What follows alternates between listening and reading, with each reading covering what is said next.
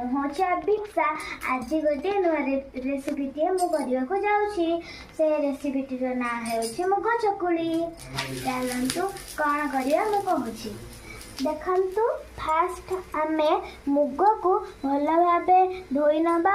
ମୁଗକୁ ଭିଜେଇ 2 ଘଣ୍ଟା ଭଲ ଭାବେ ରଖି ସାରିଲା ପରେ ଆମେ ତାକୁ ଗ୍ରାଇଣ୍ଡିଙ୍ଗ କରି ଏଇଭଳି କରିଦେବା। କରିଦେବା। ତାପରେ ଆମେ ତା ଦେହରେ ପକେଇବା ପିଆଜ, ଚିଲି ଫ୍ଲେକ୍ସ ଆଉ ଜିରା। ପକେଇ ସାରିବା ପରେ ଆମେ ୟାକୁ ମିକ୍ସ କରିଦେବା।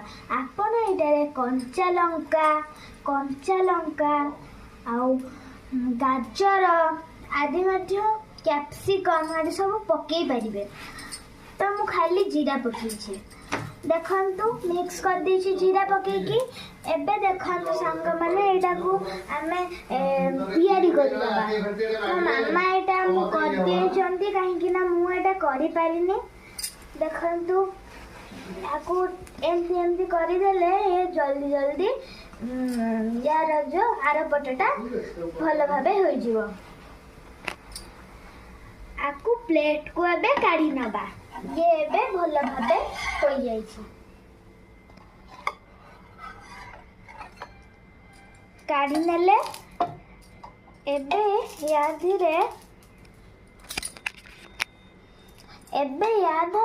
ଆମେ ଟେଷ୍ଟି ଲାଗିବା ପାଇଁ ଟିକେ ଟମାଟୋ ସସ୍ ମୁଁ ନେଇଛି, ଏଠି ପକେଇଦେବେ। ଆପଣ ଚିଲି ସସ୍ ବି ଯଦି ଖାଉଥିବେ ପକେଇ ପାରିବେ, କିନ୍ତୁ ମୁଁ ରାଗ ଖାଇପାରିବି ନା, ସେଥିପାଇଁ ମୁଁ ଟମାଟୋ ସସ୍ ପକେଇ ଦେଉଛି।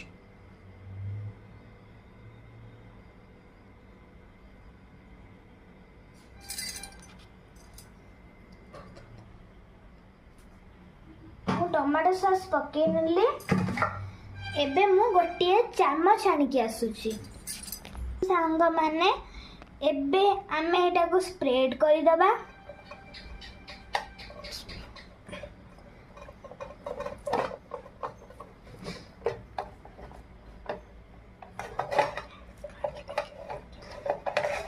ଦେଖନ୍ତୁ ସାଙ୍ଗମାନେ, ଆମର ରୋଲ୍ ବି ରେଡି ହେଇଗଲା।